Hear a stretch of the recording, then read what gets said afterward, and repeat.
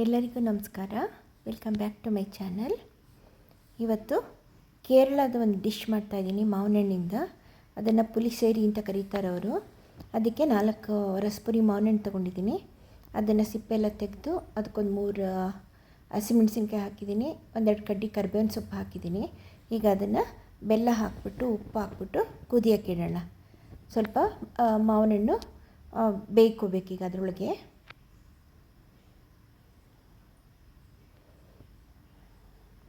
ಈಗ ಇನ್ನೊಂದು ಮಿಕ್ಸರ್ ಬೌಲಲ್ಲಿ ಸ್ವಲ್ಪ ಒಂದು ಅರ್ಧ ಸ್ಪೂನ್ ಜೀರಿಗೆ, 1/4 ಸ್ಪೂನ್ ಅರಿಶಿನ, 1-2 ಮುಷ್ಟಿ ತೆಂಗಿನಕಾಯಿ, ಇದಿಷ್ಟೇ. ಮತ್ತು ಒಂದು ಅರ್ಧ ಸ್ಪೂನು, 1/4 ಸ್ಪೂನಷ್ಟು ಖಾರ ಪುಡಿ, 3 ಹಸಿಮೆಣಸಿನ್ಕಾಯಿ ಹಾಕಿದ್ದೀನಲ್ಲ ಅದಕ್ಕೆ ಕಮ್ಮಿ ಹಾಕ್ತಾಯಿದ್ದೀನಿ. ಆಮೇಲೆ ನೋಡಿ ಒಂದು ಅರ್ಧ ಸ್ಪೂನಷ್ಟು ಸಾಂಬಾರ್ದು ಹಿಟ್ಟು, ಇದಿಷ್ಟನ್ನು ಹಾಕಿ ನೈಸಾಗಿ ಪೇಸ್ಟ್ ಮಾಡ್ಕೊಂಬರೋಣ. ಈ ಕಡೆ ನೋಡಿ ಮಾವಿನಹಣ್ಣು ಕೂಡ ಚೆನ್ನಾಗಿ ಬೆಂದಿದೆ. ಈಗ ಅದಕ್ಕೆ ಪೇಸ್ಟ್ ಮಾಡ್ಕೊಂಡಿರೋವಂಥ ಖಾರನ ಹಾಕಿದ್ದೀನಿ. ಈಗ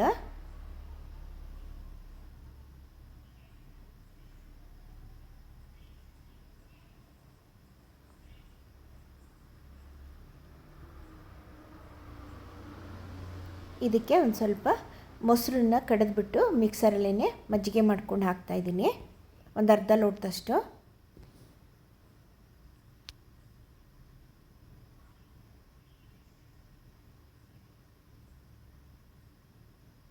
ಉಪ್ಪು ಕೂಡ ಹಾಕಿದ್ವಿ ಮುಂಚೆನೇ, ನೋಡಿಕೊಂಡು ಉಪ್ಪು ಹಾಕಬೇಕು.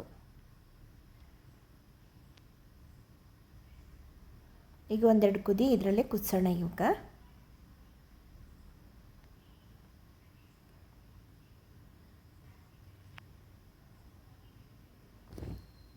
ಚೂರು ಉಪ್ಪು ಬೇಕು, ಅದಕ್ಕೆ ಹಾಕ್ತಾಯಿದ್ದೀನಿ.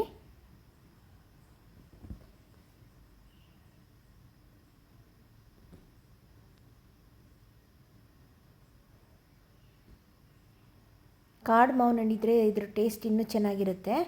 ಅದು ನಮಗೆ ಸಿಗಲ್ಲ ಅಂಥೇಳಿ ಈ ರಸಪುರಿ ಮಾವಿನಹಣ್ಣೆ ಹಾಕ್ಕೊಂಡು ಮಾಡ್ತಾಯಿದ್ದೀನಿ.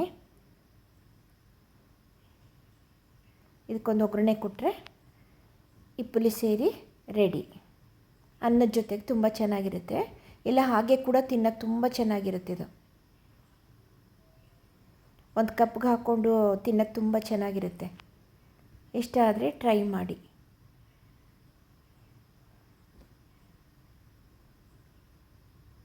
ನೋಡಿ, ರೆಡಿ ಆಯಿತು.